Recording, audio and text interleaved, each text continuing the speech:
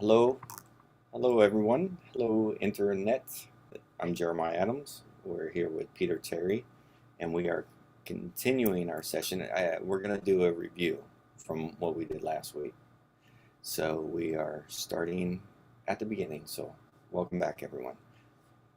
Peter, do you see the screen? Do you see me? I see you. Yes.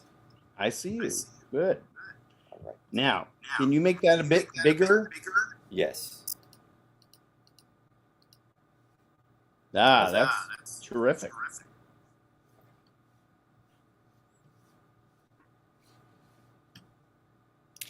The floor is yours, Peter. So to speak, yes. I want to welcome you all. For those who are returning from the first session, I'm glad you've come back. For those who are coming for the first time, I'm very happy to have you join us. We're going to do something that probably has never been done before.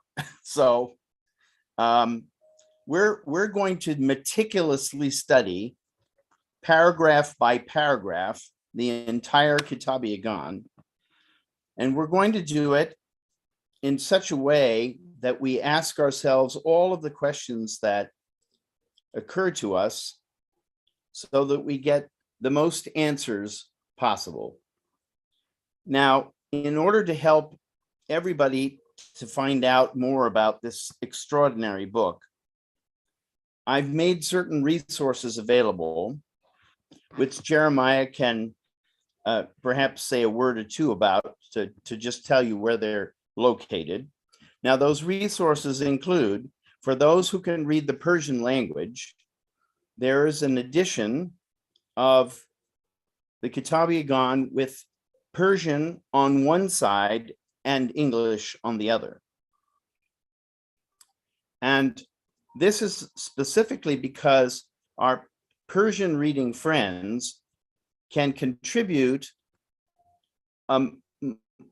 perhaps much more effectively when they can have the Persian as well as the English and bring up anything that interests them in the Persian.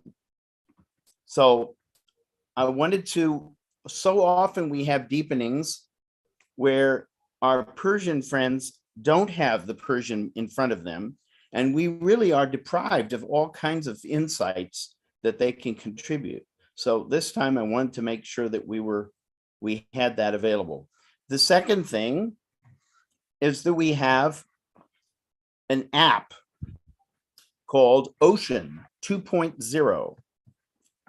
And Ocean 2.0 can be very easily downloaded to your device. And once you're in it, you can easily find the Kitáb-i-Íqán. And if you read the Kitáb-i-Íqán with the Ocean 2.0 version, you have it narrated for you. So you hear it at the same time as you're reading it.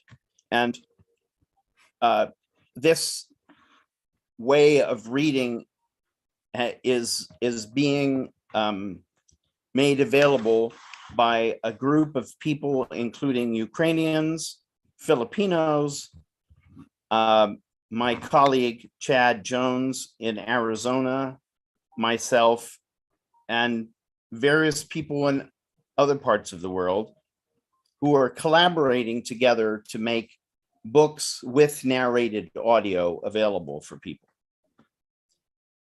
So if that's the way that you'd like to read the Kitáb-i-Íqán, it's available to you for free. Now, another resource that's available to everybody here is a bibliography that I compiled of links. So the advantage of this bibliography is there's nothing listed on it that you can't find for yourself. You just click on the link and it will bring you right to the text. And this also includes, towards the bottom, some lectures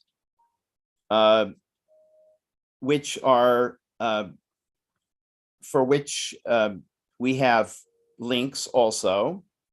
If you like listening to lectures about the Kitáb-i-Íqán, some lecture notes from a class that was given at the Wilmot Institute, and then a list of 3 books that are available from Amazon or probably from the Baha'i Publishing Trust that are studies of the Kitáb-i-Íqán. So all of these resources are available.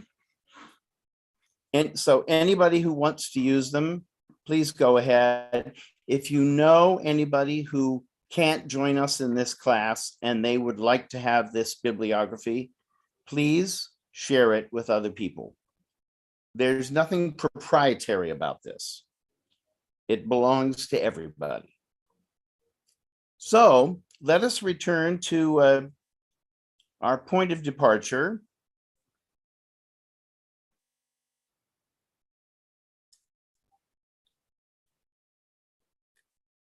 I wanted to share with you the short foreword of The Guardian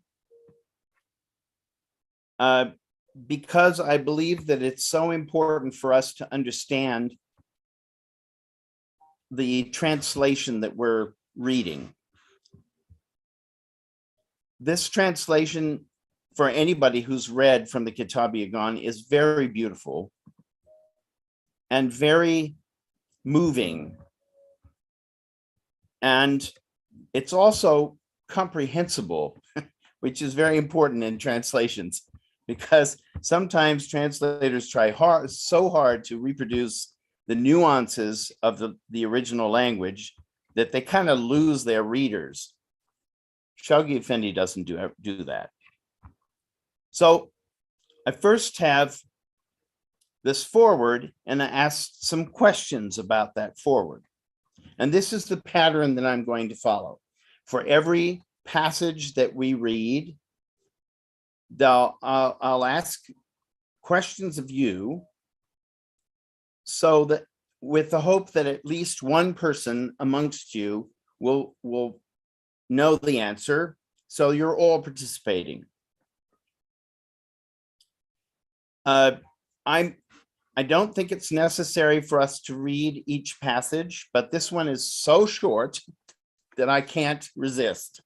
In later passages, they're sometimes, quite long, maybe even a whole page long or 2 pages long. This is one more attempt to introduce to the West, in language however inadequate, this book of unsurpassed preeminence among the writings of the author of the Baha'i Revelation. The hope is that it may assist others in their efforts to approach what must always be regarded as the unattainable goal, a befitting rendering of Baha'u'llah's matchless utterance. So my first question is, what previous attempts were made to introduce the Kitáb-i-Íqán to the West, that is, in Western languages? Do we have somebody who has an answer?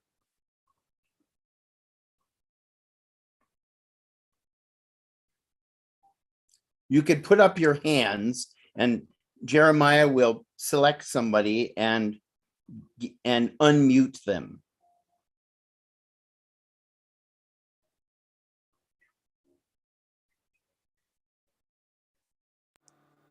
I think for this group, it will be okay if they just unmute themselves, if they know how to. Oh, okay. I don't think we have to wait for the hand raise. But it's on the If I don't hear sound pretty soon, then I'm going to answer it myself. No, can I be heard? I mean, my microphone, is it working? Yes. Yes. Okay, right, look, there were 2 previous attempts in Western languages of the Kitáb-i-Íqán, Bahá'u'lláh and Hippolyte Dreyfus. Is that right or wrong? Yes, it's right. Well, Bahá'u'lláh translated into English,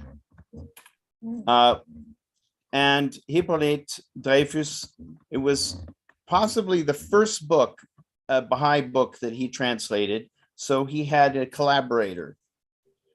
Mirza Habibullah Shirazi, who helped him to do it. But in subsequent translations, Dreyfus became so fluent in Persian and Arabic that he was able to do all the renderings by himself. Yep. And by the way, he was very fluent in English too, and he helped his wife. Does anybody know who his wife was? I did. Oh, I've forgotten.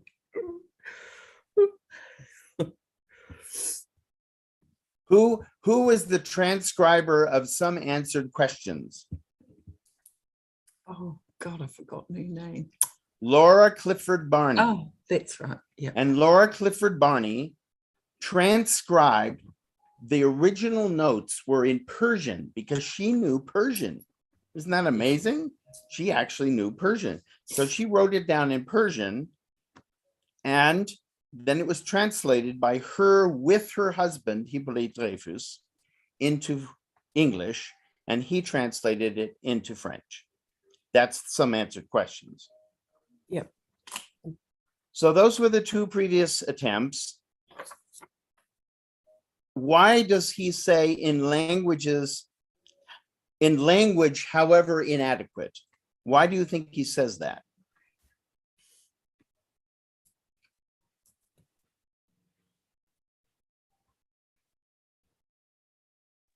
Because he's trying his best to translate, but he feels that he is inadequate to do the job that he would have liked to have done.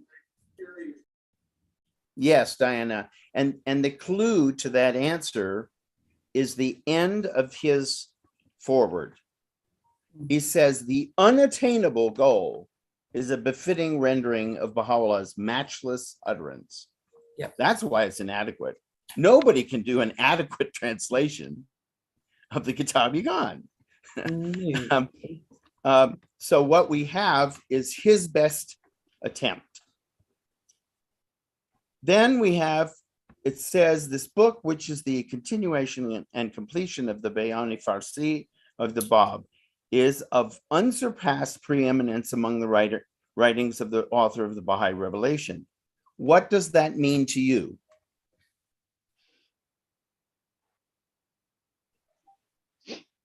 Is it a continuation of the Persian Bayan?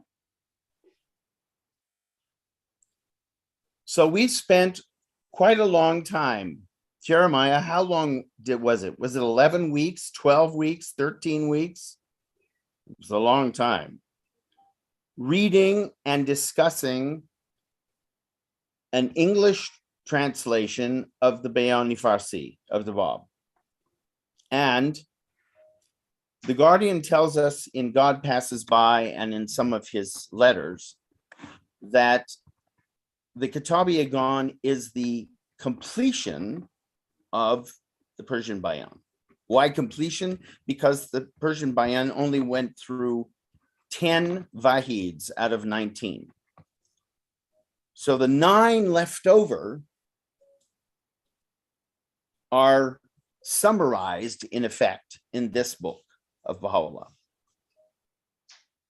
So why would the Guardian call it of unsurpassed preeminence? Because it contains from one cover to the other, it contains the most important teachings of the Baha'i faith summarized in one presentation. And the next question I asked is how does it compare to the Kitáb-i-Íqán?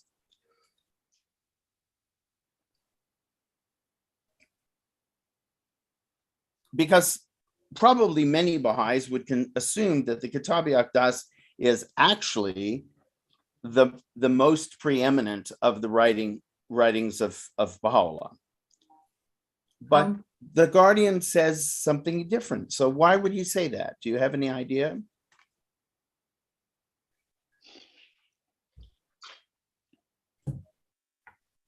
Somebody was going to say something.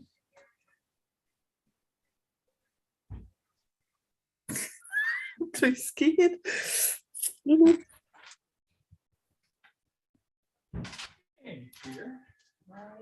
Um, Good. it's just, can I just say that the Kitáb-i-Íqán, the Persian Bayan and the Kitáb-i-Íqán are the actual continuation and fulfillment of the Aqdas. That's my contribution.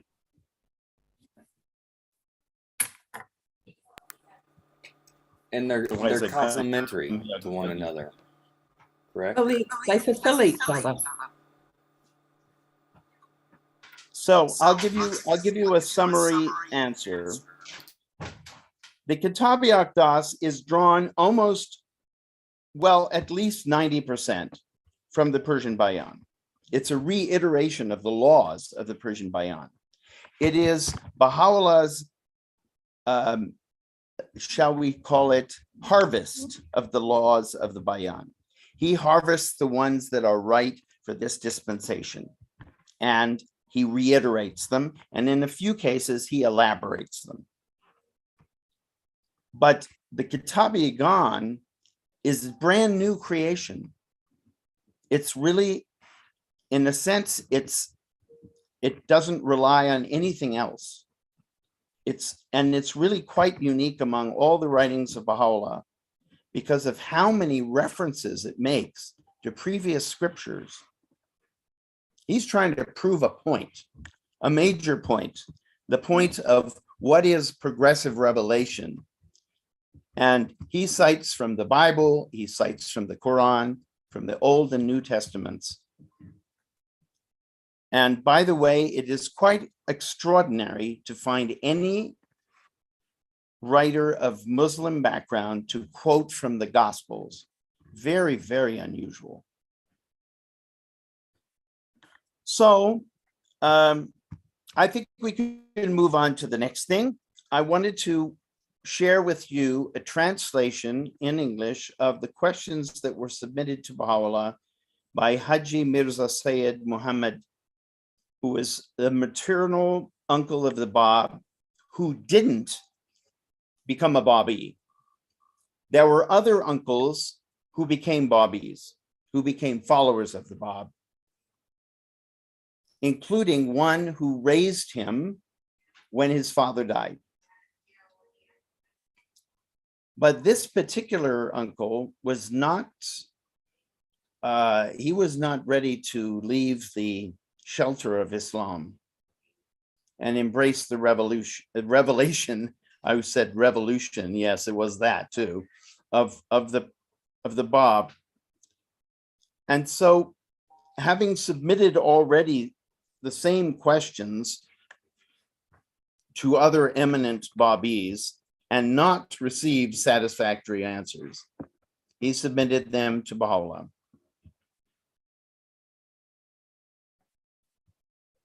So I already gave you the answer to question number 1. Now, question number 2 is, was the uncle of the Bab convinced of the prophethood of the Bab by Baha'u'llah's answers? Does anyone know the answer to that question?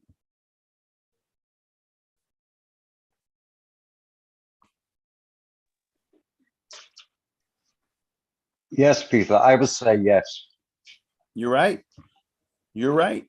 He read that. He read the Kitáb-i-Íqán and immediately declared his belief in the Bab. You see, because the Kitáb-i-Íqán doesn't actually reveal Baha'u'llah's claims. I mean, you can see it there, but he doesn't do it openly, because remember, this was revealed in 1861. Or 2, we're not exactly sure of the year. And it was revealed in 48 hours. We know that. And after this uncle became a Babi, he became a champion of the Babi faith amongst the members of his family that had not yet converted. And of course, now today, there are many members of that family who live to this to this very day, and you may even have some in your community. They're usually called Afnan or Afnani. And so do you know if there were, did all of the relatives of the Bab become Baha'is? Do you know that answer or not? No. Most of the relatives of the Bab actually did become Babis. This is one of the things that distinguishes them from the descendants of Baha'u'lláh, which is must have been a great disappointment to Baha'u'lláh, Abdul-Baha, and Shoghi Effendi, is that most of them ended up turning away from Baha'u'lláh and not becoming his followers. So Yeah, let's I'd like- move on. Yes, Mm. Peter. Yeah, I'd just like to make a comment as well, that the mother of the Bab became a Baha'i, became a Babi. Yes, she became a Babi and she became a Baha'i.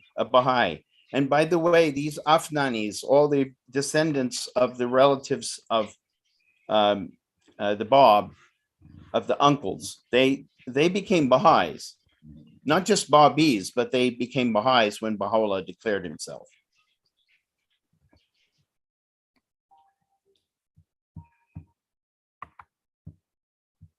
So let's move on to the next passage. Have all of you had a chance to read these questions? Yes.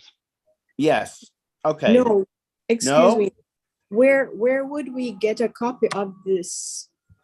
Because Oh, I had called and somebody said that they would email it to me, but I never did get it.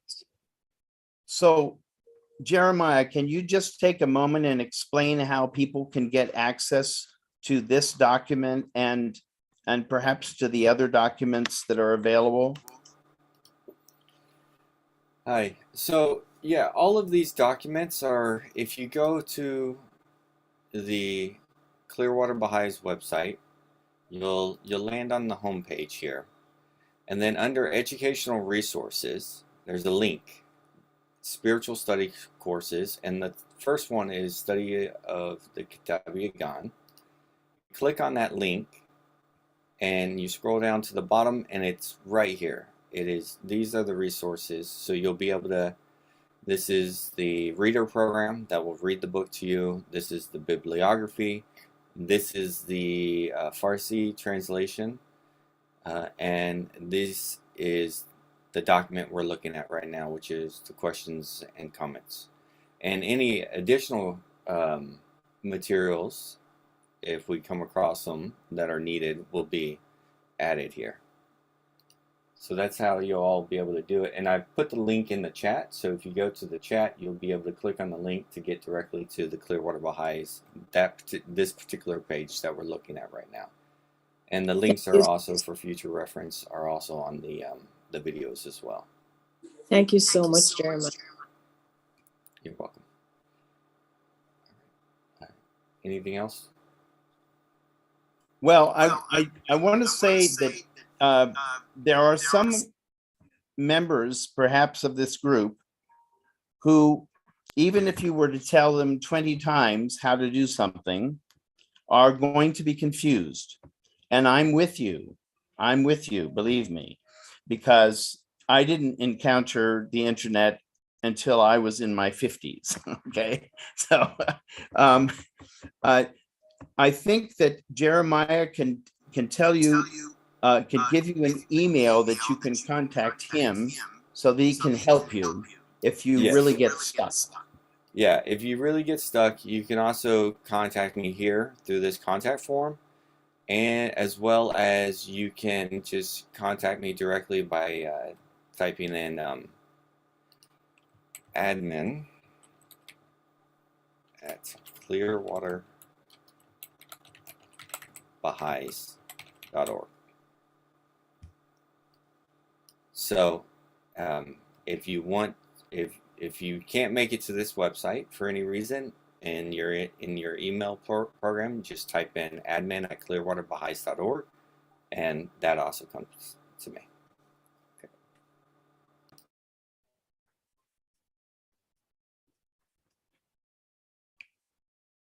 So there you have it. We can, so there's no particular hurry. We're going to go about reading this text together with a certain schedule in mind, but I don't want anybody to feel bad if they can't keep up. I also don't want anybody to feel they can't go ahead if they get excited and they have the time. Okay, so we're just going to go at a regular pace so that we hope the majority of you can keep up and participate. And I'm certainly not asking questions of you in order to make anybody feel uncomfortable or embarrassed.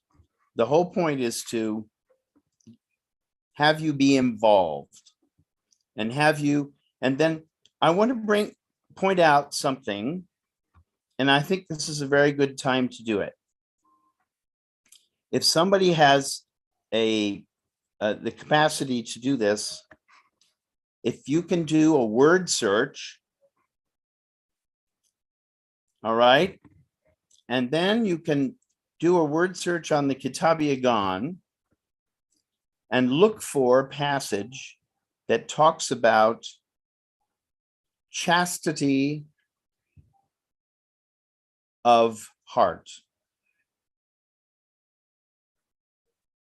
And I might be wrong about that. Maybe it was purity of heart and chastity of soul.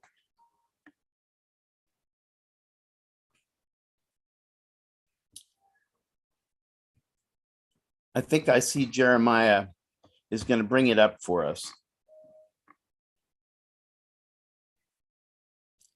There are a number of very important statements by Baha'u'lláh inside of the Kitáb-i-Íqán that tell us, that give us guidance on how to understand it. So you actually don't have to go and read a whole bunch of articles and books to understand the Kitáb-i-Íqán. And the most important statement, I believe, in all of them is this one, which he's about to put up, right?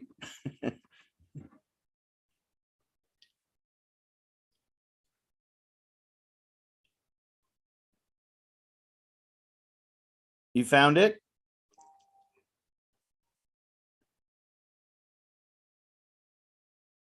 Oh, you're still searching. Okay. All right. All right. Let's look at this. Paragraph 233. Actually, let's start with 232.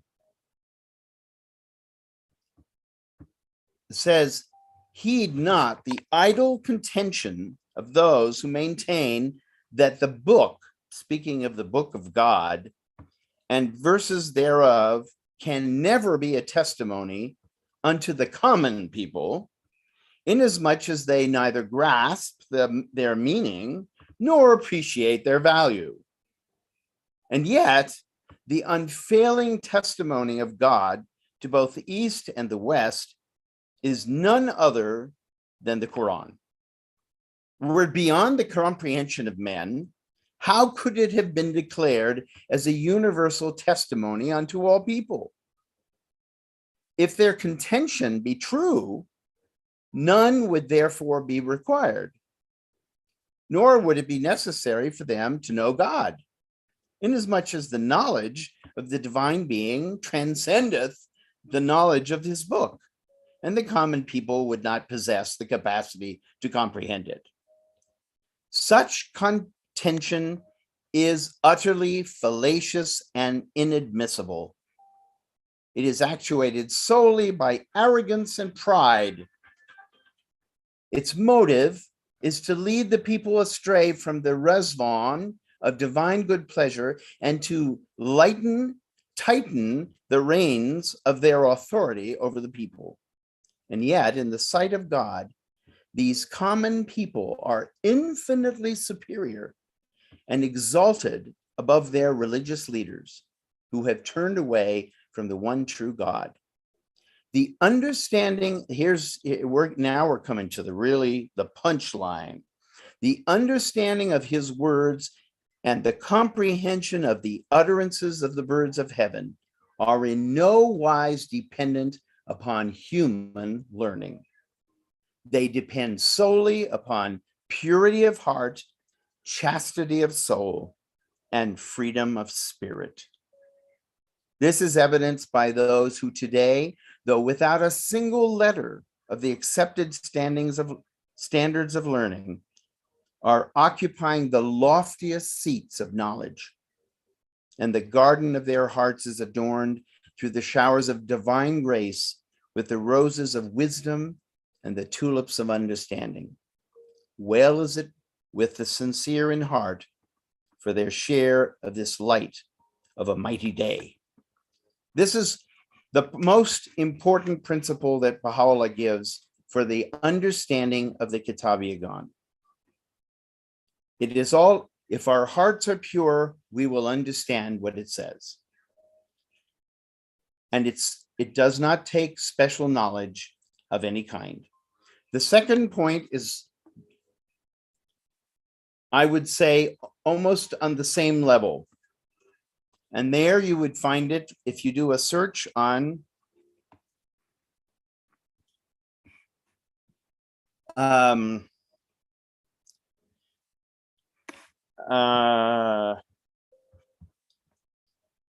without understanding. I believe that's going to bring it up.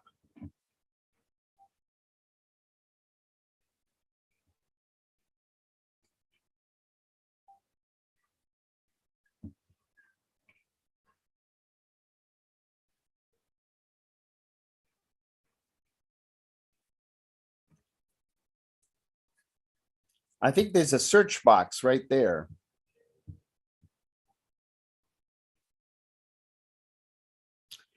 If there are too many quotes that say without understanding, then look for reading without understanding.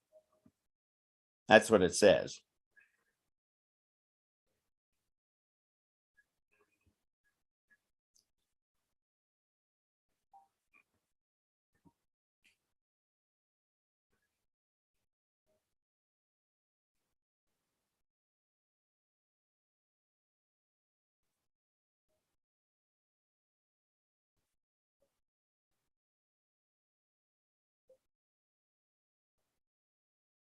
You're going to get every book under the, you have to just choose the Kitáb-i-Íqán.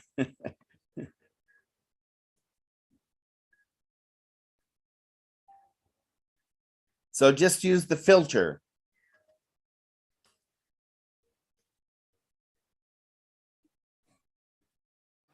You know, it's funny because in my other browser, it came right up. It didn't show me all. Oh, really? Yeah, but that's because this is a different account.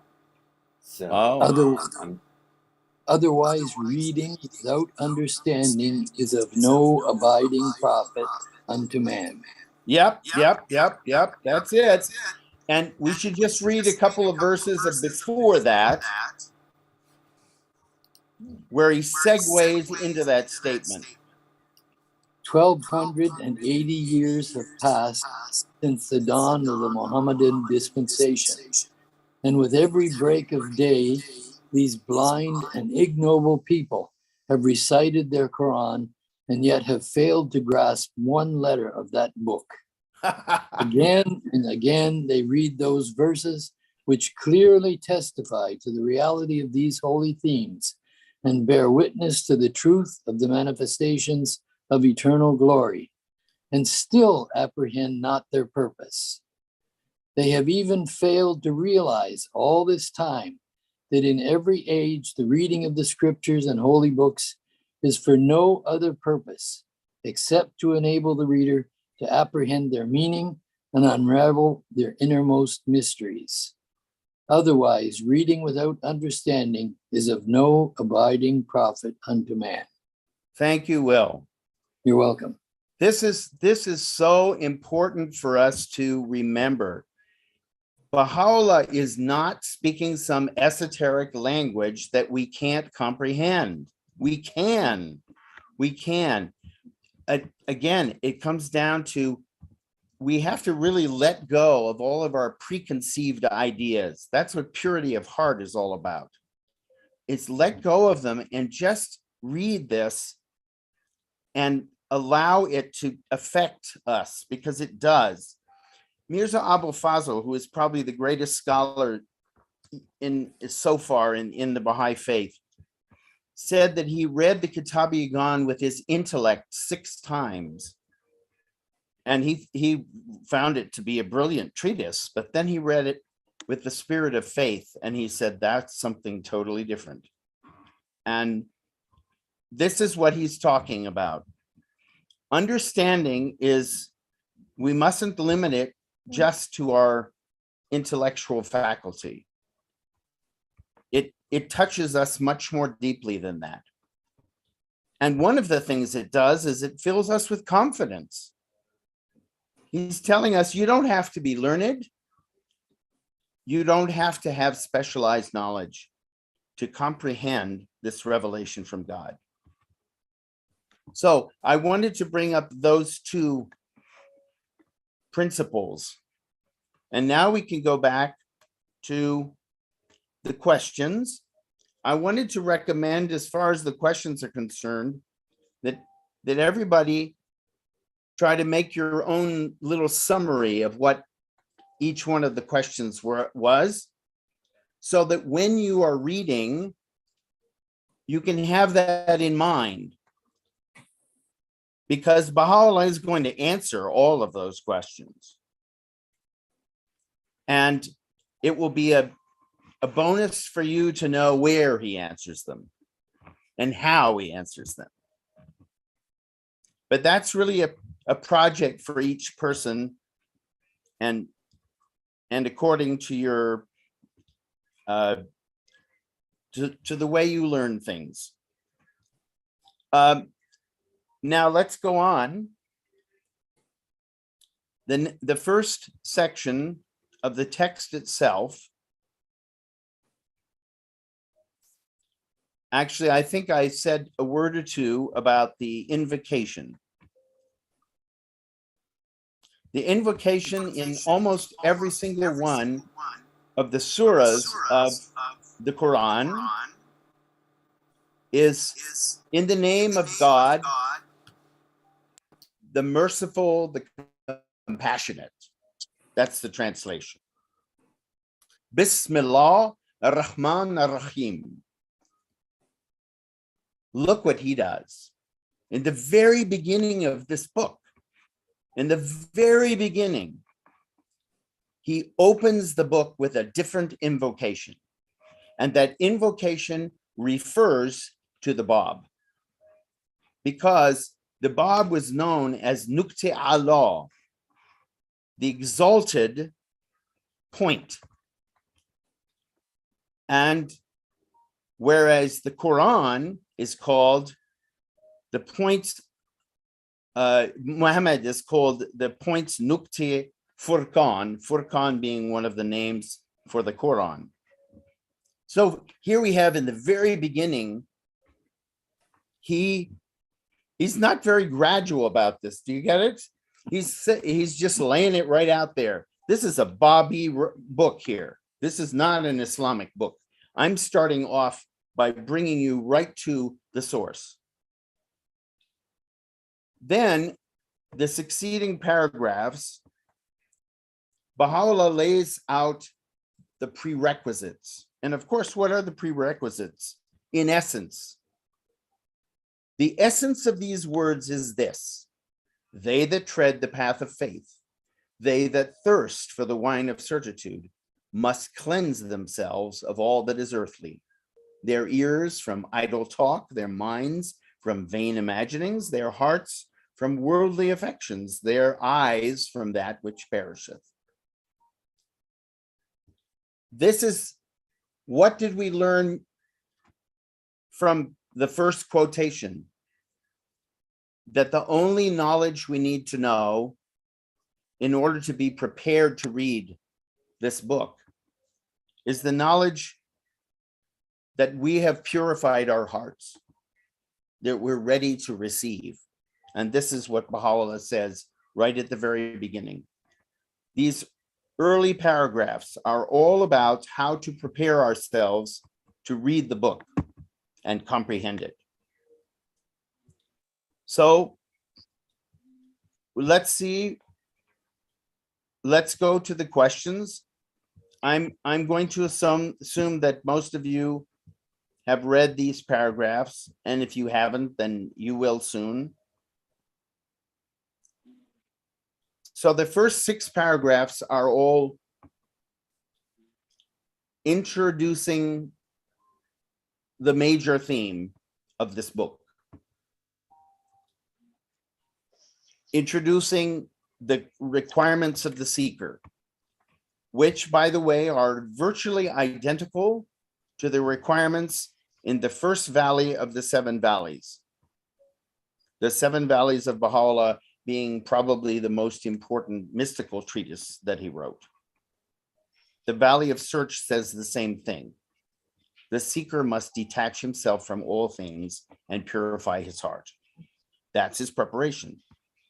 Doesn't have to go to graduate school. He has to purify. And this is very interesting because Baha'u'lláh could have limited his introduction to a treatise specifically speaking to a Muslim and trying to bring him into harmony with the Bab's teachings, but he doesn't do that. This is an introduction for any human being. Anybody can read this introduction and learn about how to approach the scriptures that have been revealed by the manifestations, because this is the way to approach all of them. Now, in this introduction, he refers to the Surah of Hud. Who knows what the Surah of Hud is?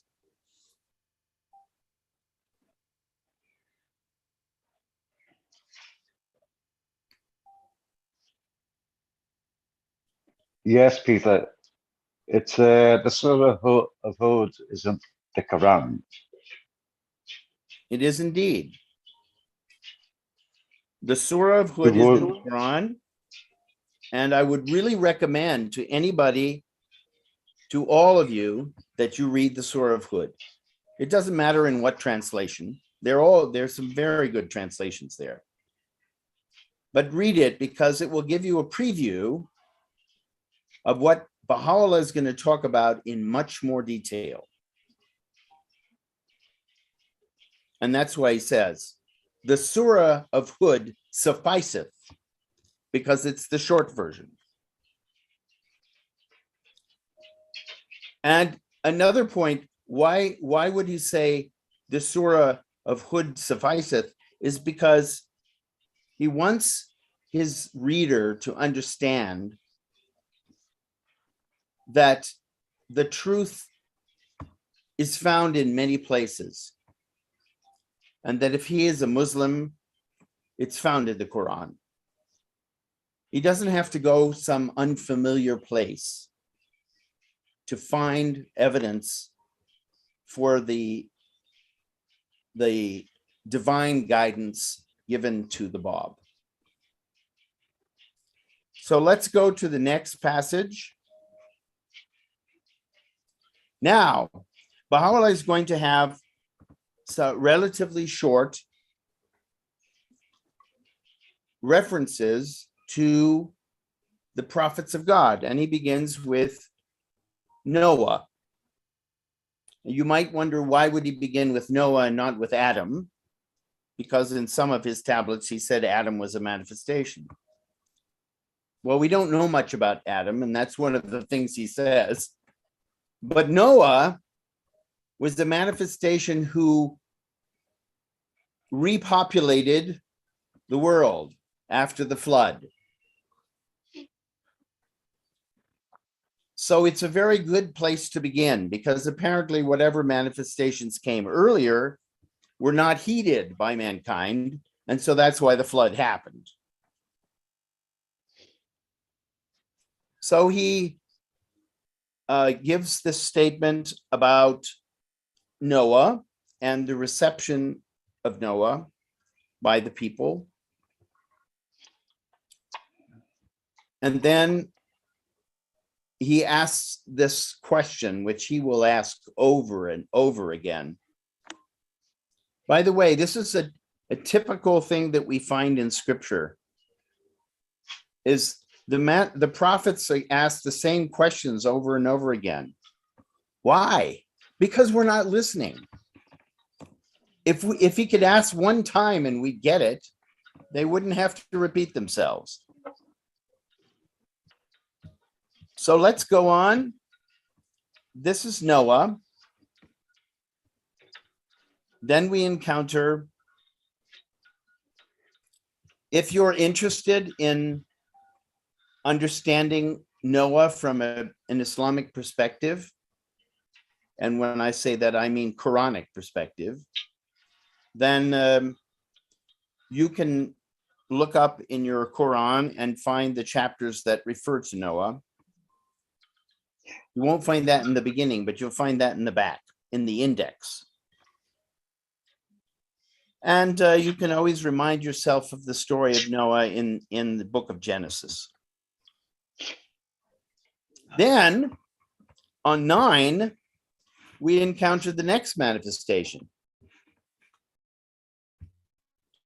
who's not mentioned in the Bible, only in the Quran. And what is his name? His name is Hud. Okay, so here we've encountered the Surah of Hud and the manifestation named Hud. Next comes Saleh, another manifestation who appeared in Arabia and who's reported in the Quran. Then in 11, we encounter the friend of God. Ooh, who's the friend of God? I'm not going to give it away. I'm going to ask somebody to identify the friend of God. Moses. No. Abraham. Moses comes later. Moses comes in 12, in paragraph Abraham. 12, in 11. What? Abraham. Abraham. Abraham.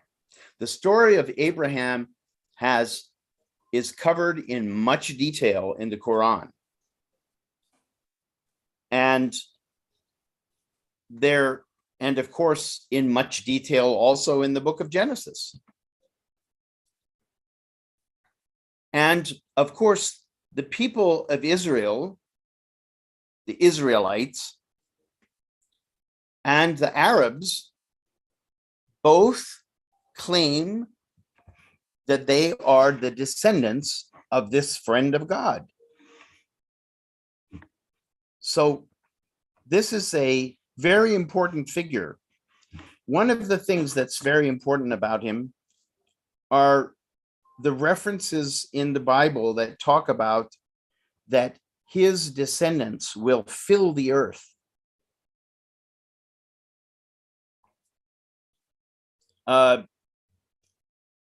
This is really a masterpiece of brevity, because Bahá'u'lláh could go and write a whole book about Abraham, and somebody will, right?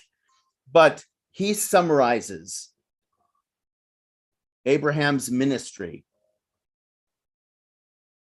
Then we come to 12, which is Moses. And when his day was ended, there came the turn of Moses.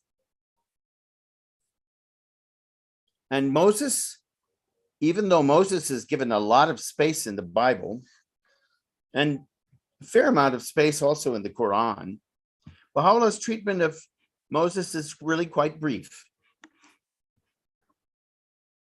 you'll see it's basically, it's one, let's see, did he do two? It's just one paragraph here.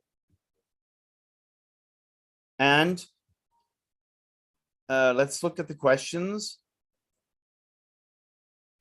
You may want to actually compare this depiction of Moses, which is based on the Quranic verses, with the description of Moses that's in the Old Testament and also in the New Testament. And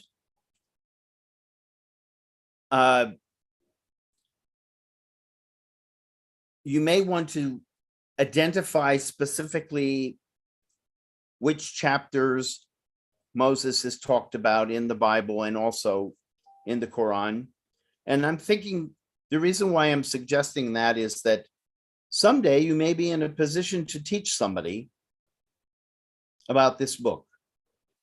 And the more you can get them acquainted with the scriptural background, the more power it's going to have for that person. A lot of people have not studied scripture from their childhood, as maybe some of you have. It's no longer really a habit of most people.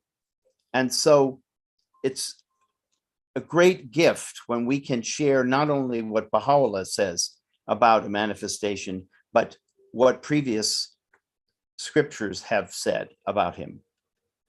Now we come to 13.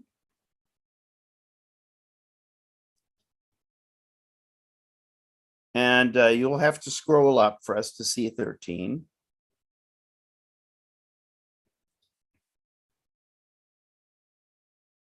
Now, here, Bahá'u'lláh ends the short biographies, and he compares them with each other. Why is it that the advent of every true manifestation of God hath been accompanied by such strife and tumult, by such tyranny and upheaval? He asks those questions. And these are not, because he's not giving the uncle of the Bob a test. He is trying to get him to think about what is it that is in us that resists the manifestation of God. And he will come back to this theme over and over in the Kitáb-i-Íqán. So next we're going to begin in 14, and that's where we left off last time. We're going to begin with 14. He's paving the way for the last and most detailed exposition of a prophetic ministry.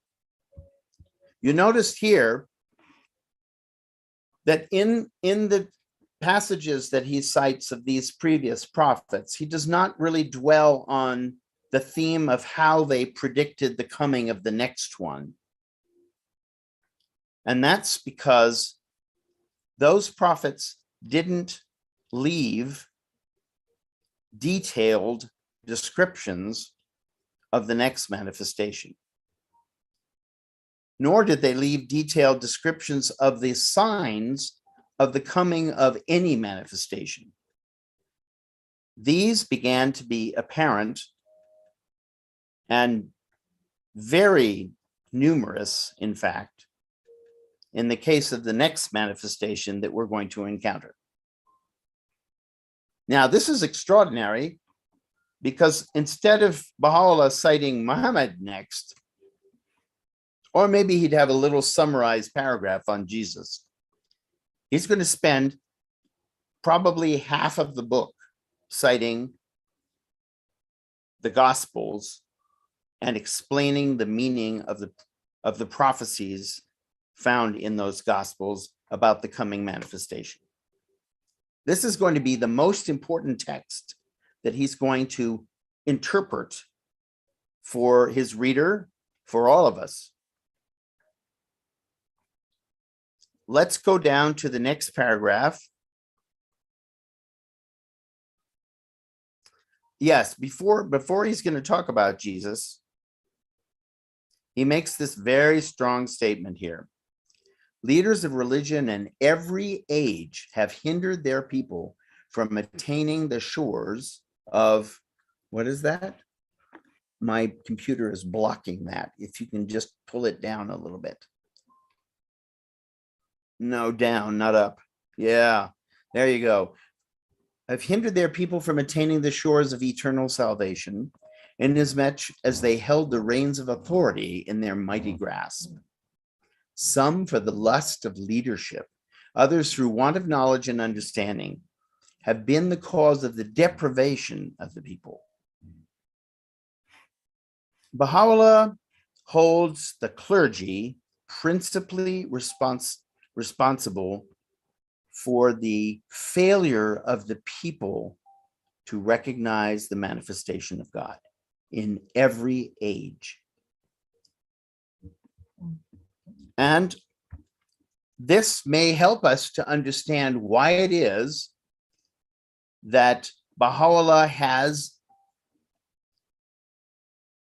broken with all religious tradition. He not only has no clergy, he forbids that clergy be established in the Baha'i faith. And we're not allowed to act like clergy with each other either. We're not allowed to tell our fellow Baha'is, I know and you don't. I'm right and you're wrong. That's forbidden behavior. This is very radical, and he will come back to this over and over again. It's so radical that it may take us a very long time as human beings to understand it, because we're so used to having, the whole religious aspect of our lives being handled by some specialists. Well, they know what they're doing and they've studied the scriptures, and we don't have to. But Baha'u'lláh puts the responsibility square on us. We can't, nobody else can do it for us. And we can't even do it for each other. Each one of us has to do it. So let's go down. That's 15.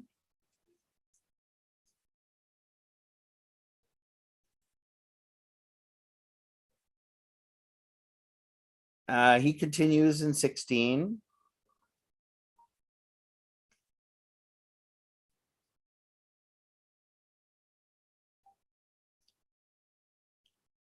I think we can continue to go. All right, now, here we go. Jesus. Now, isn't it an extraordinary thing that Baha'u'lláh is going to spend so much time talking about Jesus and the prophecies of Jesus to a Muslim? Isn't that extraordinary? And we're going to be doing the same thing. Baha'is are going to be doing this for hundreds and thousands of years to come. We're going to refer to Jesus. You want to see the signs of the manifestation of God? Look to the scriptures, look to the gospels. And he's going to spend much of his time now for many pages describing what the prophecies actually mean. If any of you have been members of churches, you know that every church has its understanding of those prophecies. And those understandings, in most cases, are obstacles to recognizing Baha'u'lláh and recognizing the Bab.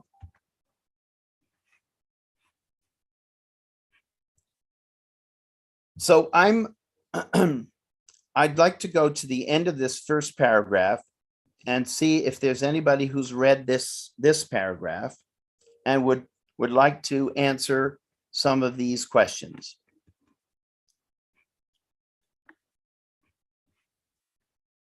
Now, I know this, we've just started, so you may all feel rather shy, but eventually I hope that you will become as eager as my 3-year-old is to show what she knows.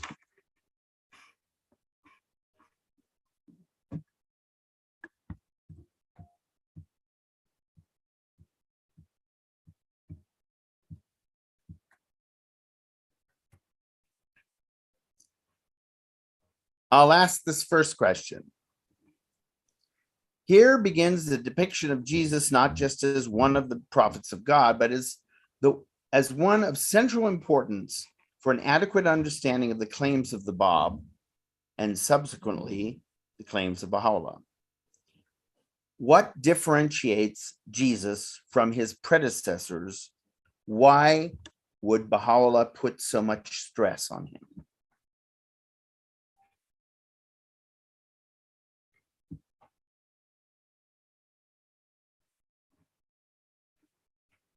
I want you to remember back,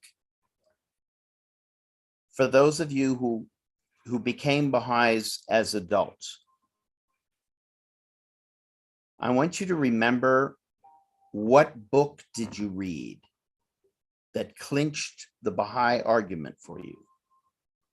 Or what pamphlet did you read?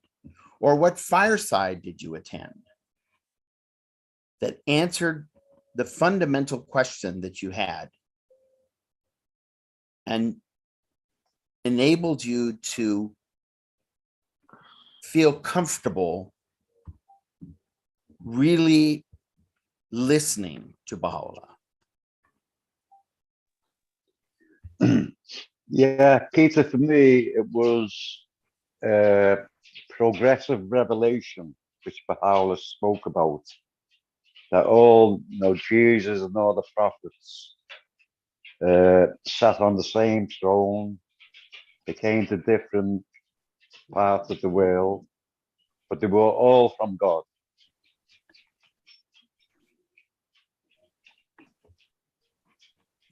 Yes.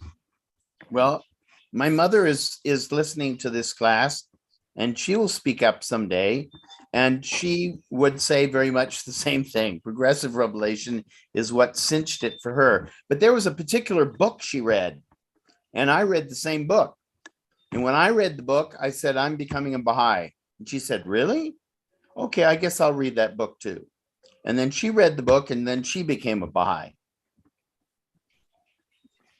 Even the night. There were 2 books by William Sears, Wine of Astonishment, and I can't remember the other one. It was the watered down version of the prophecies that I could understand. Thief in the Night.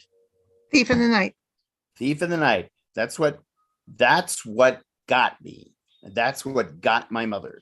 And why? Because Thief in the Night is all about the prophecies in the Gospels about the coming of the return of Christ. That's what they are. That's that whole book. Of course, he's got a few references to the Old Testament, but almost the entire thing is drawn from the Gospels. That got me. Well, that's what got this guy too. The uncle of the Bab, even though he's a Muslim. And there's a very interesting prophecy in Islamic tradition, which is that after Muhammad will come the return of Jesus. That's what they say. They also said the Mahdi will come. And they have all these different understandings of what the Mahdi does. But they all pretty much agree that Jesus will return. And Baha'u'llah, by citing all these prophecies of Jesus that are fulfilled by the Bab, he's He's speaking to that conviction, that deep-seated conviction in the Muslim soul that my promised one will come as Jesus. And I will recognize him as the return of Jesus. Mm. That book enabled me to actually read Kitáb-i-Íqán and understand it. Because before, the concept of really taking seriously the prophecies of Jesus, it just hadn't occurred to me. They were scattered all over the place, and they seemed so archaic and so exotic in their language. But see, this is where Baha'u'lláh explains what they mean. He explains the mysteries. Mm. See, here he says, in unfolding these mysteries, that's what he's up to here, unfolding mysteries. We have in our former tablets, which were addressed to a friend in the melodious language of Hejaz, cited a few of the verses revealed unto the prophets of old. And now, responding to your request, we shall again recite in these pages those same verses, uttered this time in the wondrous accents of Iraq, that haply the sore thirst in the wilds of remoteness may attain unto the ocean of the divine presence. What is he talking about there?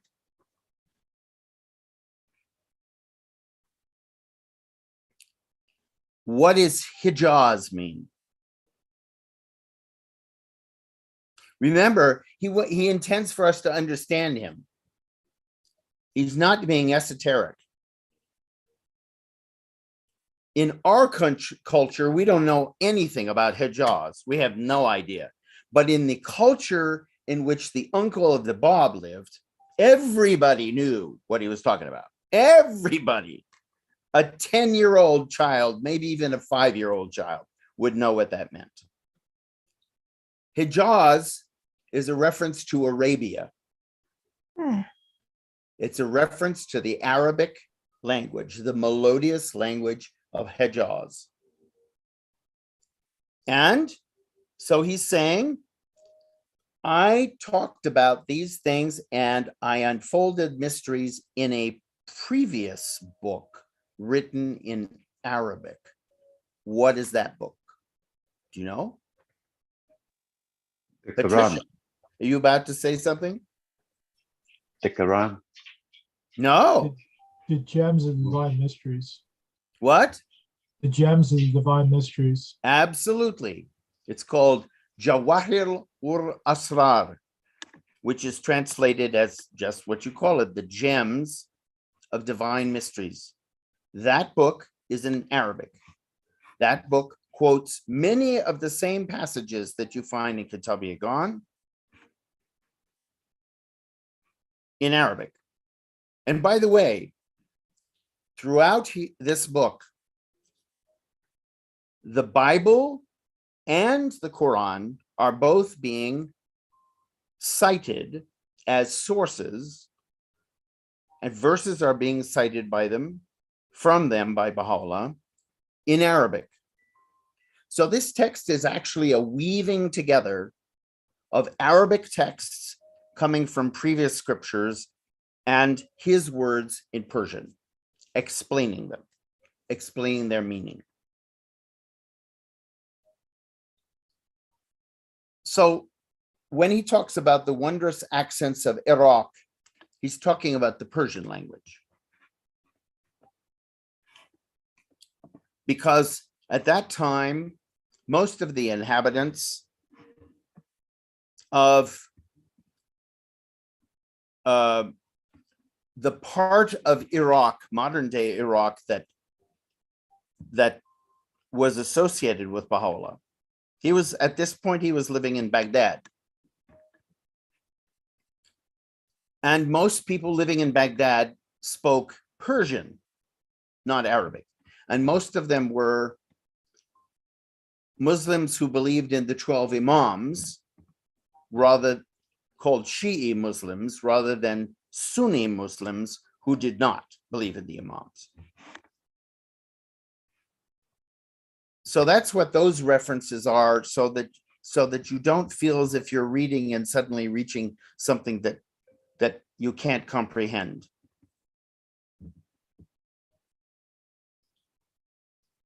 So let's go on. He's now, that was kind of an introduction to his explanation of these signs from the Gospels.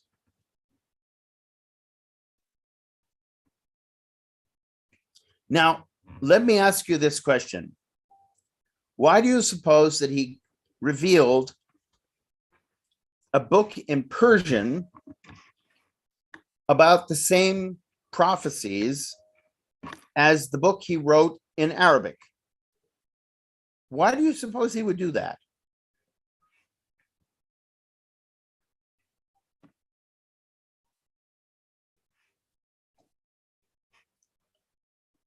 Yes, somebody put a hand up. Go ahead.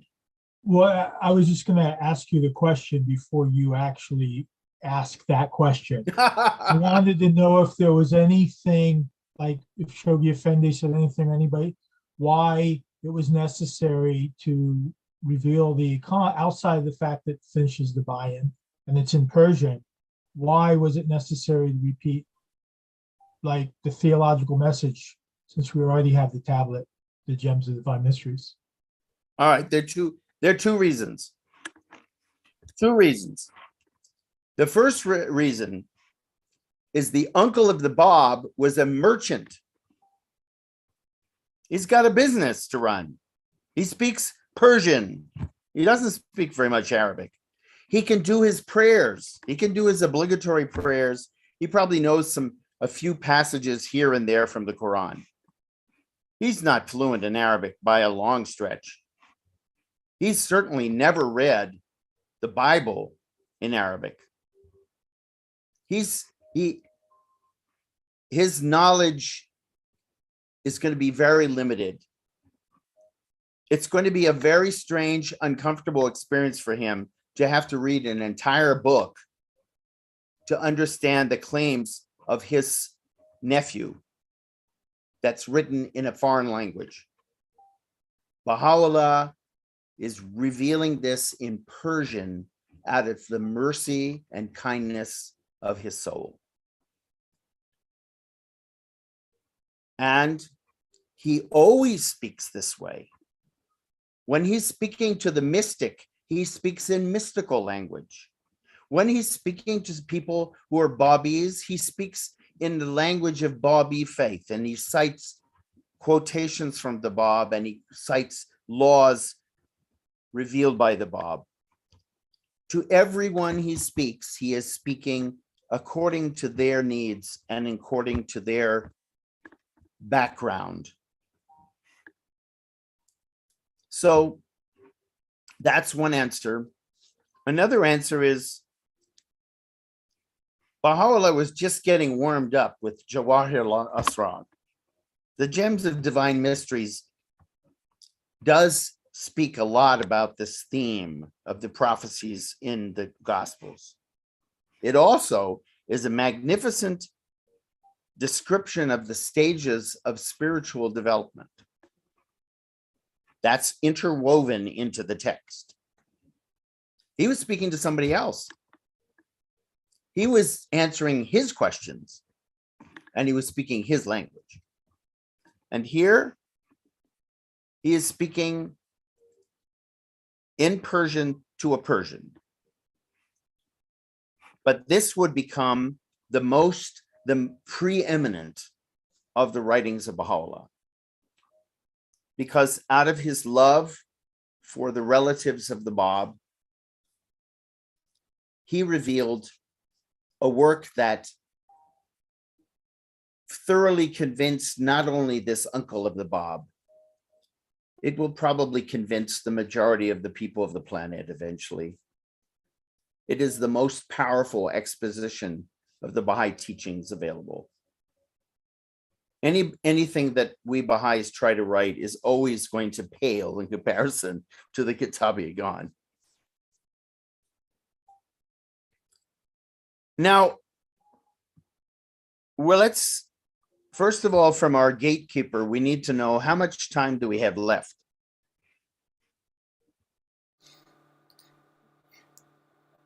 We're good. We have about another 15 minutes. Okay, No, 20 minutes. 20 minutes. 20 minutes. Okay.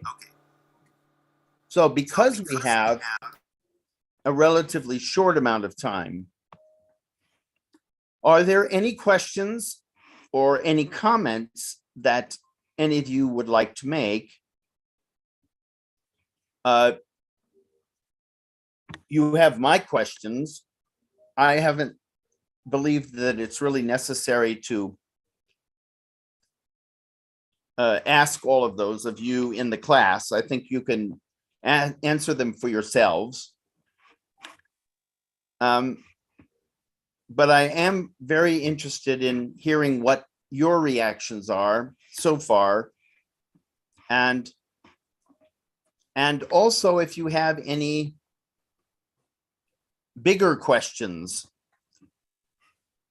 that you're eager to ask at this beginning stage of reading the book. I have read that Abdu'l-Baha talked about in the Mosaic dispensation, they didn't talk very much about the afterlife. They didn't talk very much about prophecies of the future in that. And I was very surprised because it made me think, did this begin with Jesus then? Is that what Abdu'l-Baha was saying?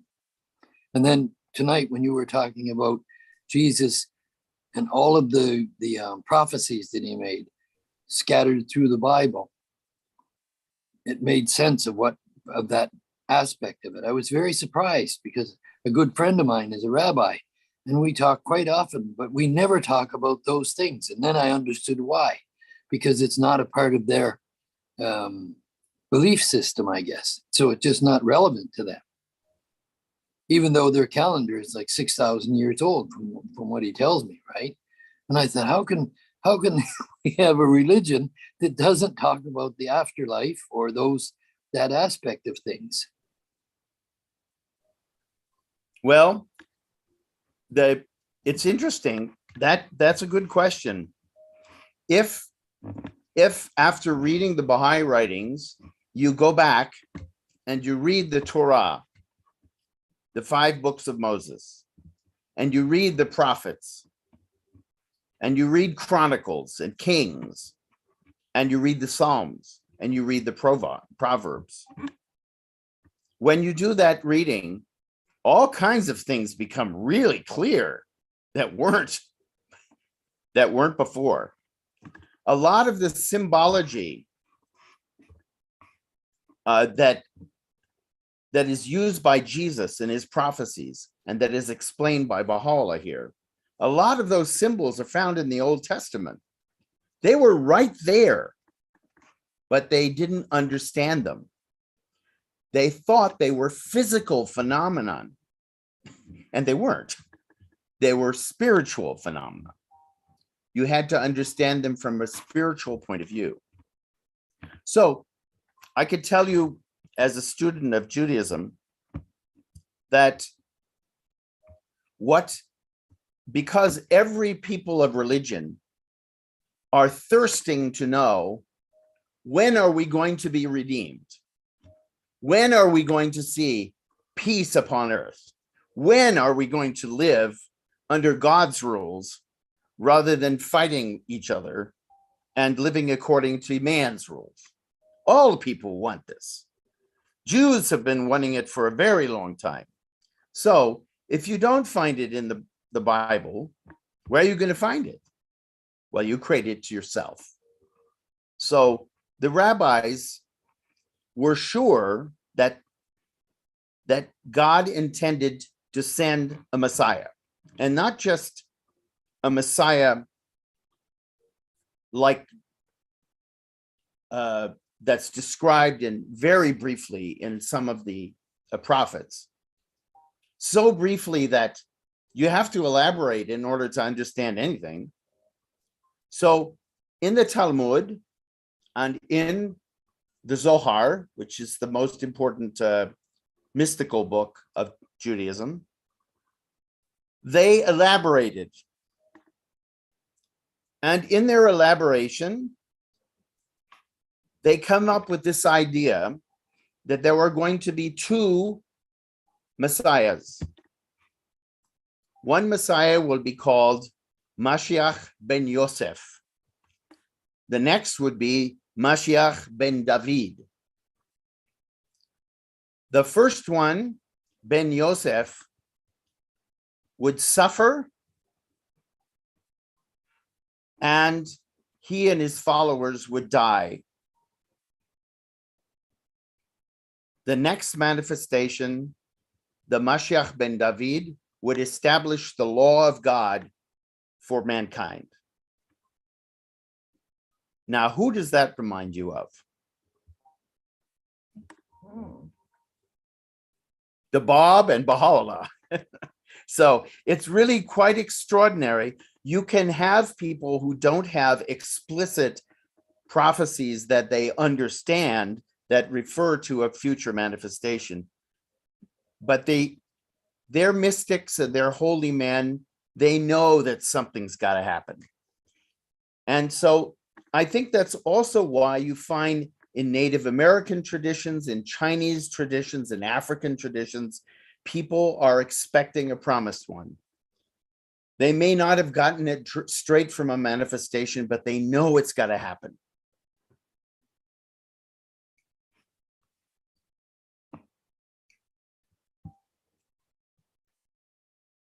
But again, it's when the most effective teachers among the Persian Baha'is were the ones who mastered the scriptures of the people they were teaching.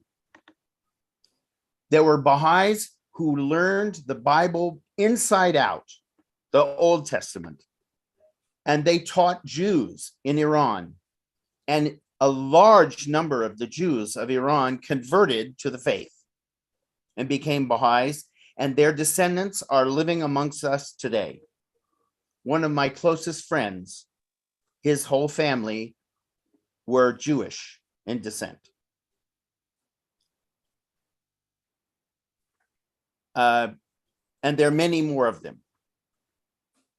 And this is also true of Christians. There were Christians in Iran. There were Persian Christians, and many of them converted as well.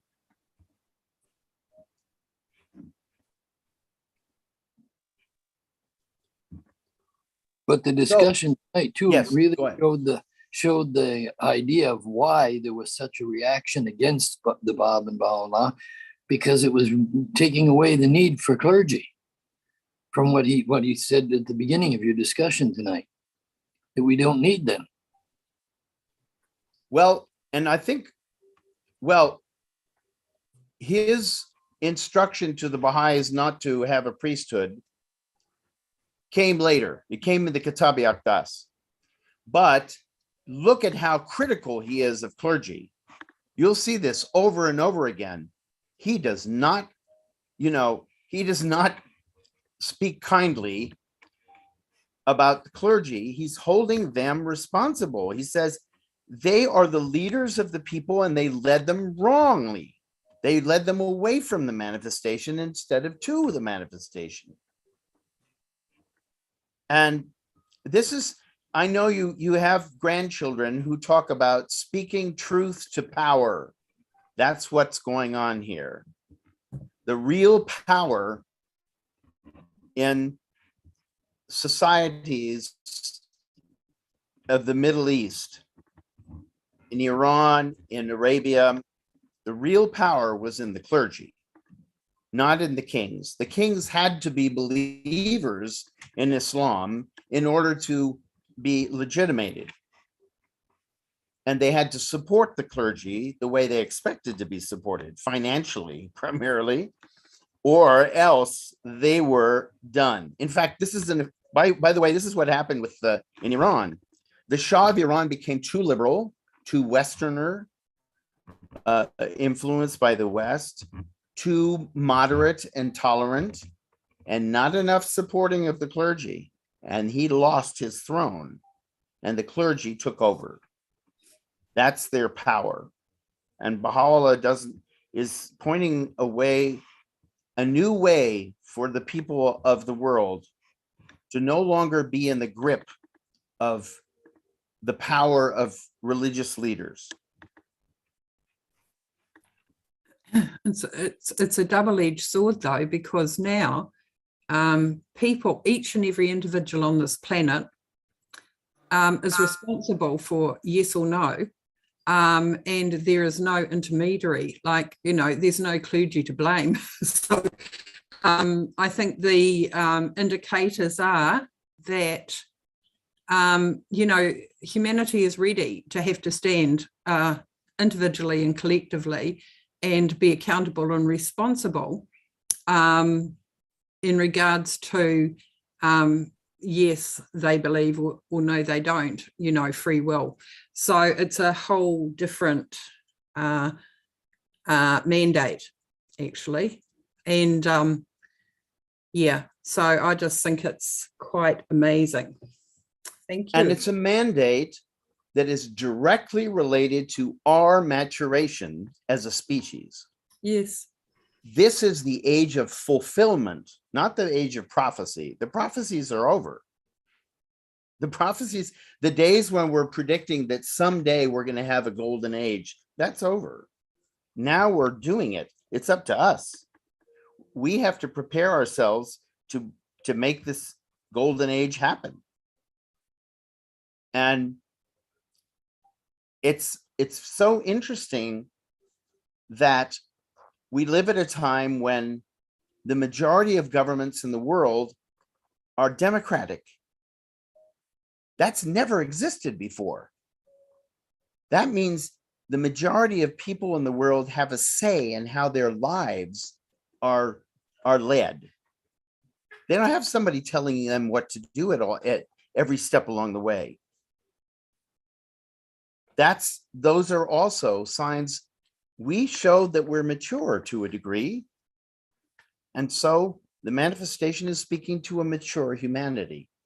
Now, of course, we're naughty and we push back and we're acting more like adolescents than adults, but that's okay. You know, he did say that the cycle of fulfillment will last for at least 500,000 years. Okay, so we needn't think that it has to be all accomplished, you know, like in the next decade. And in fact, every time we've had expectations that it would be, we've been very deeply disappointed, haven't we? You know, there were Baha'is who believed that the big change was happening in 1917.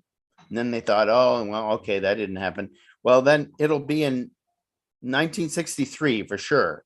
No, not so much. And then it was the end of the 20th century. For sure, we're going to like get somewhere really important by then. Well, not really. So, you know, but it's not anybody else's fault. It's our fault. We have to rise. Yes, go ahead. Yes, Terry. I wonder if I could ask a quick question, please. Yes, anytime you want. Okay. Our Lord. I'm new to the class and I am not sure of the format. So are we going to use the question and answers that you introduced today? And are we going to read the text from the beginning, or are we going to start from paragraph 19 next time? Because I thought this was the first class. Yes. So what happened with the first class is that most people did not read anything before the class. So is this the first class? So this is the second class. And I didn't know how many people would come to this class having read anything, but that's why I wanted to review. Oh, I thought this was the first class. I'm sorry. No, that's okay. It's your first class. So it is the first class. Okay. For a number of you, it's the first class. That's okay.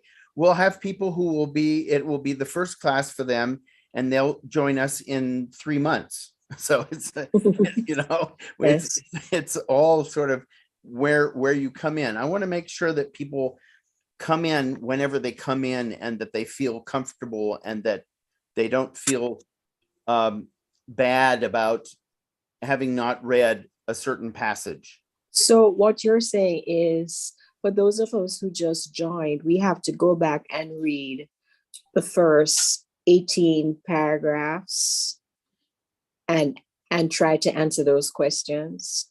For yourself. Yes. Okay, Yes. and then you're going to pick up from paragraph 19 next time. Well, what I'm hoping is that we actually started new material.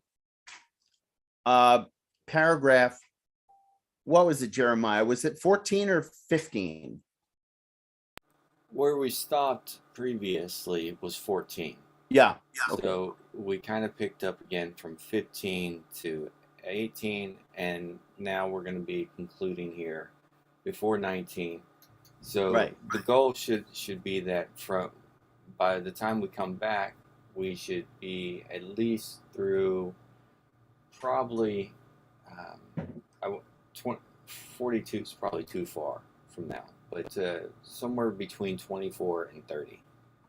Yeah. Read up to 24 to 30, and if everyone can read up to between 24 and 30, we'll say 25, because we're on 19. So yeah, for me, I think since we're on 19, if everyone reads up to 25 for next week, everyone will be caught up. And, Yes. And Yes. they'll be prepared to have the discussion from 19 to 25, and then the following week, everyone reads from 26 to 30. Then I think if we keep it at 4 or 5 paragraphs, I think we'll be good to go, and we'll have a little bit more time left over to actually have more questions at the end, I think. And you know, if we need to, we don't technically need to speed it up or slow it down. It's really for the benefit of everyone in here who has discussion, or who would like to be able to have more discussion. Then we'll accommodate the schedule for it realistically. Now, one thing I want to mention is, if you are reading along and a question pops into your mind, or an insight or a comment, and you want to share it, please do write me an email. I want to make sure that Jeremiah gives you my email so that you know how to reach me, because if I hear from you, not only will I respond, but I'm going to take your comment, question, or whatever you have to say, and I'm going to add it to some kind of a document so that they can be shared with the whole class. Because we are not physically together, except we hear each other. But if we were physically together, we'd be sharing our questions with each other. Everybody would hear everybody else's comment or question. And we can do that through the wondrous capacities of the internet if you share them first with me.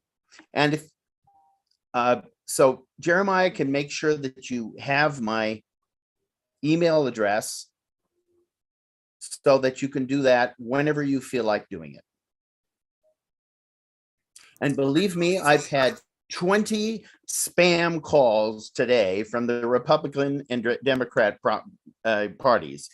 And so in comparison to them, if you send me your comments 20 times a day, I'll be delighted to respond. So Peter, you're in the email blast that I send out weekly. I don't think one went out last week. That was a technical error on my behalf. But going forward, the email blast will have your email on it, and everyone who logs into here, I take the emails from here and I add them to that mailing list. So you should receive that. If you're not receiving that, then you should look in your junk folder or your spam folder, because sometimes it might fall into that. But just for clarification, Peter, do you want people, as they're going through and reading, so we should be reading from 19 to 25 this week, and as people have questions or they have any comments or thoughts, to just send you an email based You on can. that at that I'm just saying it's an option. Okay. I'm just saying it's an option, okay? If you want to keep track of them, you've got a little notebook and you're going to write them down. Great. If you want to, by the way, if you want to print this thing out and write on it, that's fine. You can do that as well. I just want to make sure that you feel that you can share whatever your experience is with me and with everybody. Because this is what is going to make the difference between doing it together and each person going and reading the book by themselves. Okay? And if you want to read up to page 150, that's fine too. Don't let us tell you that you have to stop at 25. We're just being we are realistic about how much time people can actually spend over the course of a week, adding something to their busy schedules. But surprise us.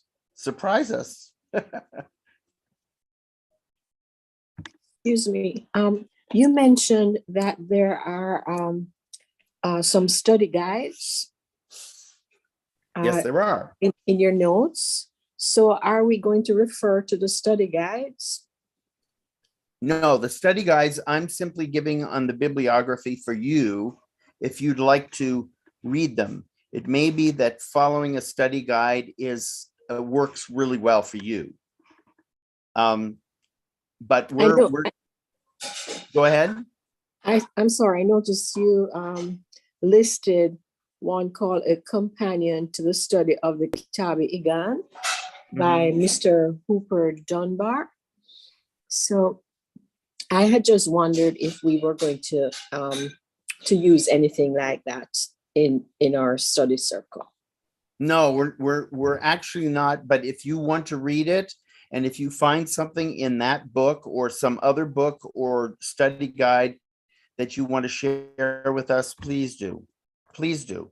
I want to make this the text that we're all going to be focused on is the Kitáb-i-Íqán itself. But Hooper Dunbar is a dear friend of mine, and he spent years and years teaching courses on the Kitáb-i-Íqán at the World Center, and he's written a wonderful book. And so if you have the time and the desire to learn more about the text and then please go ahead and read his book, and it will be deeply enriching for you. And also the study guide, you'll see this study guide by Horace Holly. And if that doesn't ring a bell, let me tell you, Horace Holly was one of the early secretaries of the National Spiritual Assembly in the United States, and he was appointed a hand of the cause by Shoghi Effendi. The man was a wonderful writer, really wonderful, and speaker, and I'm sure that his study guide is really fascinating. So these are all treasures. These are gems of divine mysteries, to use the title of Baha'u'llah's other book on the subject. And anyone that you would like to read, and again, that you would like to share from with the class, will be much appreciated.